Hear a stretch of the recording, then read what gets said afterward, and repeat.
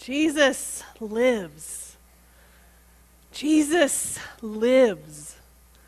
These two simple words are packed with meaning, with mystery, and even with a bit of controversy. Jesus lives. Somehow, even after death, he lives. It's quite the claim we make as Christians. You know, usually on Easter morning, when we speak of the resurrection, we focus on what happened in that tomb from Friday night to Sunday morning.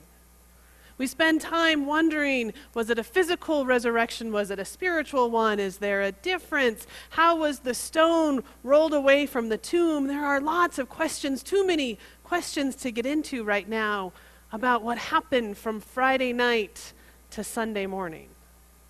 So today, instead, I want to ask a bit of a different question, come at it from a bit of a different angle.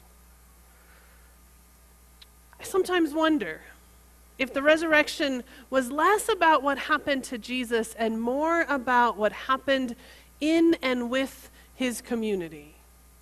The disciples, the women, his community, they had just come from this series of events in Holy Week which led to Jesus' death, to the conclusion, they thought, of his ministry and his message. They thought it was all over, and yet it wasn't. Somehow, in some way, they continued to experience Jesus with them.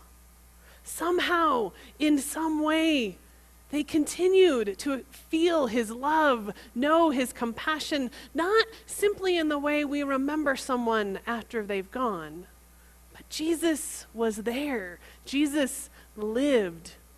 He was still a part of their community. He was still teaching them about love and forgiveness. He was still asking them to spread the good news. He was there in a very real and a very powerful way.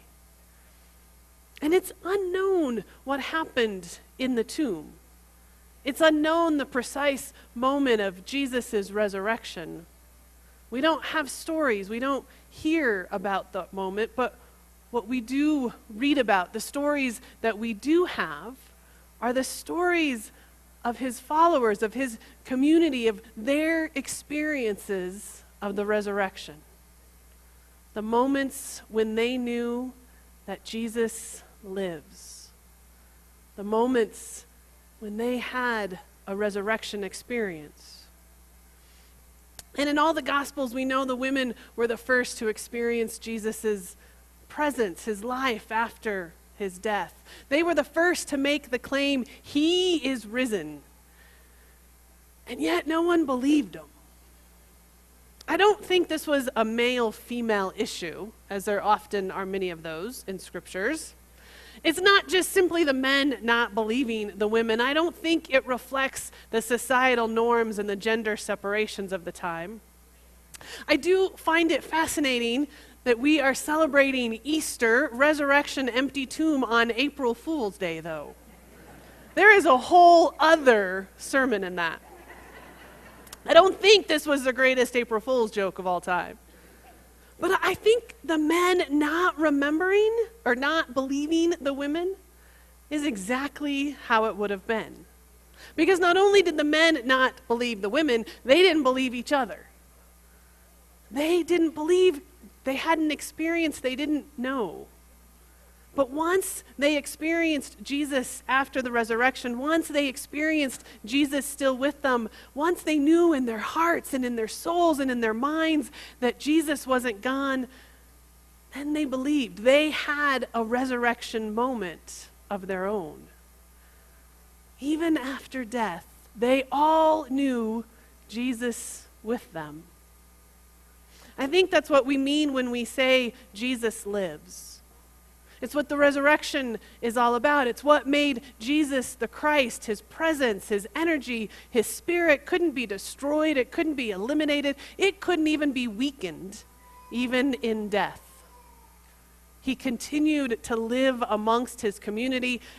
And I sometimes wonder if it even isn't so much about what happened in the tomb, but it's because of what happened in the hearts and the souls of his followers after they experienced the empty tomb.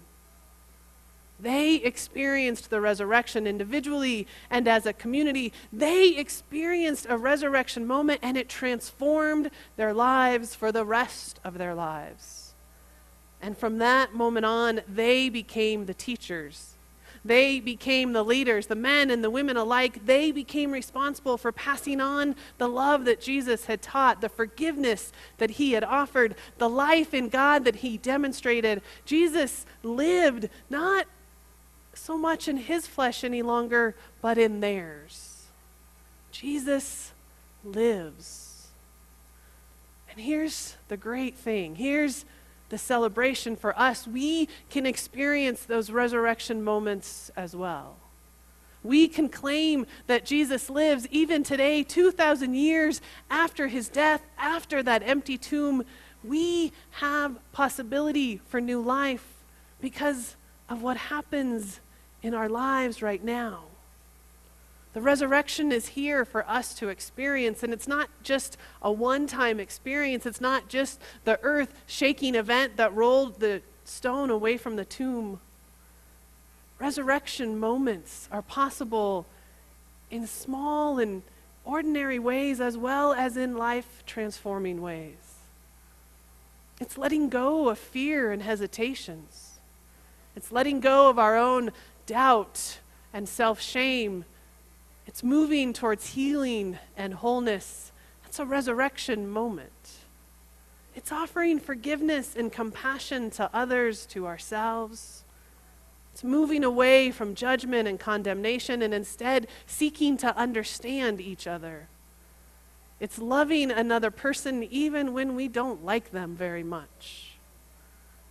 It's accepting God's transforming grace over and over again. Those are resurrection moments, and they are available to us now, today, and every day.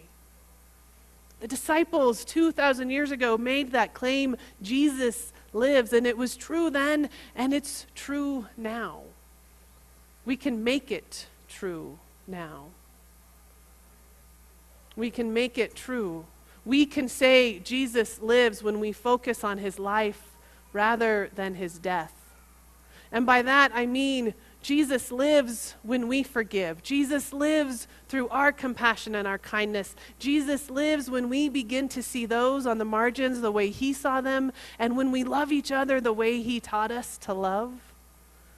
Jesus lives when we choose God over money or status or power or anything else that tries to grab our attention and take priority in our lives.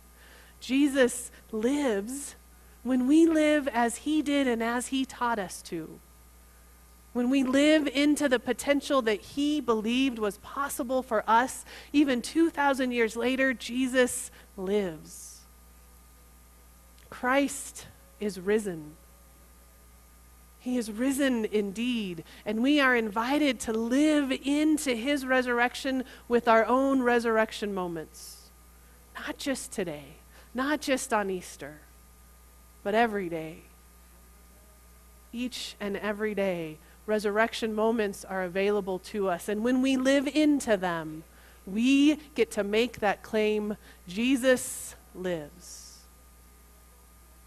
Amen.